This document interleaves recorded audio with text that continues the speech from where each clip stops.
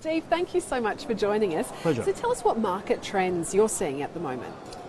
We've certainly seen a downturn in the market from the 3 years of growth that we had over the last incredible period of time in our industry, in the market. Late last year, the market did come to a bit of a transition, but this year was positive. You know, we had buyers re-emerging again, and some sensibility came back into the market, which is really encouraging. But I think we've now come out of that, and it's just what we would call a consistent and a stable market. So buyers are still out there, they're active, they're looking, they're keen to compete for the right properties, owners are selling. It just is taking a little bit longer to sell properties. Yeah, that's probably the summation of it all. In your business, what accomplishment are you most proud of this year? I actually think trying to anticipate how buyers are actually behaving. And that's not just one particular property, but what we're trying to do for all of our clients is to ensure that we get the most complete engagement that we can. Because without that, then we're just not reaching the full potential value for our clients on home. So I think that's what we do naturally anyway. So this year it's no different to any other. It's just ensuring that we can bring as many people to the process that are the right profile of buyer. And that takes a lot of work. It takes a lot more effort to be able to make sure that you are introducing those right people, rather than just waiting for the market to react. You know, that's very much just relying on the whim of the market. You know, you're at the whim of the market, and you don't want to do that. So, what areas are you seeing the most growth in?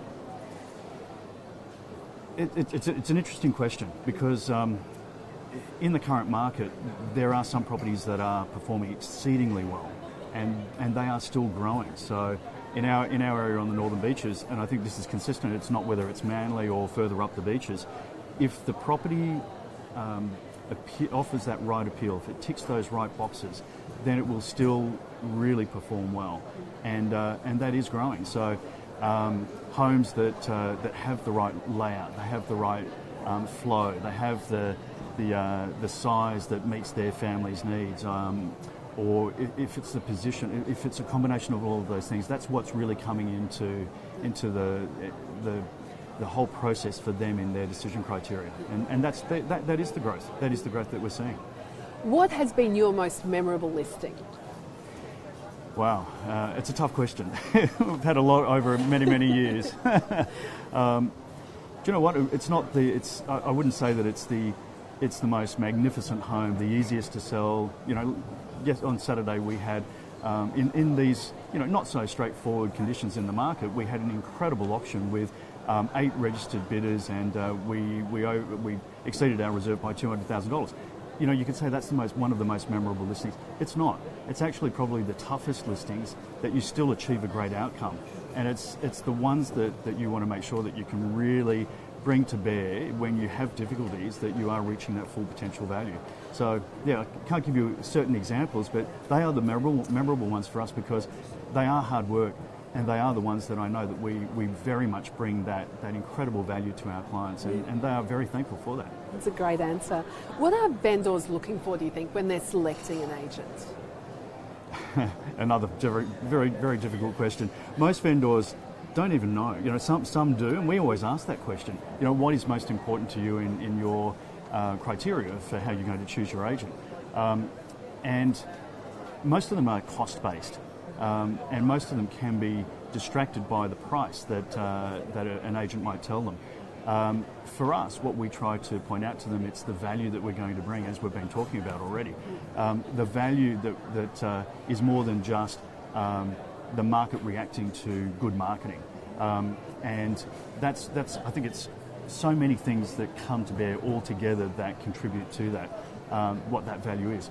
The biggest thing that we say to our clients is that, especially in a market that's not so straightforward like we're in at the moment, it's introducing buyers that may not have actually considered their home.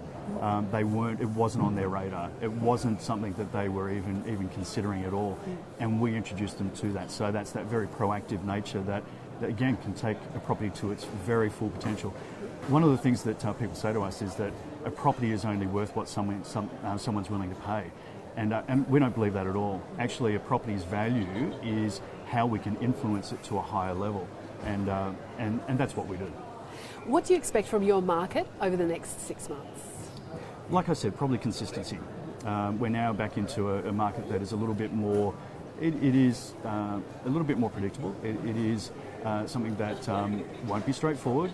Properties will be taking longer to sell, but it's probably going to behave the same way for the next 6, 12 months or so. If there are some interest rate rises, that may adjust people's thoughts and buyer sentiment, but I think it's going to be probably the same as what we've seen throughout this year. Marketing a property, obviously it's so important for a vendor to achieve a successful sale. Why do you think that is? Well, if you can't get the buyers there, then you have nothing. So we've been alluding to a little bit about this, that we do a lot of other work in introducing buyers proactively, but that's not the whole story. You know, the other story is obviously you need to make sure that the first moment that you actually reach a buyer out there, you've got to grab their attention.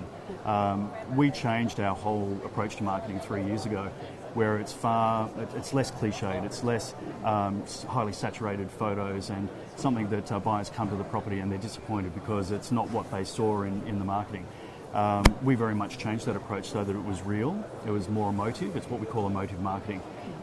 So the buyers are drawn in, and once they are drawn into the property, we want them to want to come and investigate more and explore the property more, and ultimately come and inspect the property. And then we have something. Then we've got something to work with. So we want as many of those that are of the right profile that we can.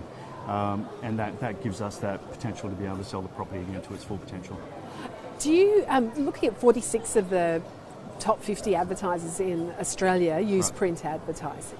Why do you think that is? Print advertising still has its role.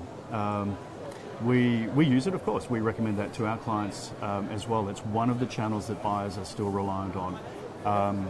We actually use print advertising because we reach what we call passive buyers. There are buyers that are, again, not intending to potentially purchase, but real estate is one of the most talked about topics at dinner parties, through friends and what have you. People love to flick through those pages and look at how everybody else is living. But I was one of those myself. You know, back in 2002, my wife saw our current home in the Manly Daily, and she said, I think I found our perfect home. And we went from not being a buyer at all to being a buyer. So it can tap into people again, like what we were talking about, that weren't necessarily intending to purchase, and they see that property. It's a really effective channel to reach them. Steve, fantastic to talk to you today. Thank you so much. Oh, pleasure. Thanks so much for having me.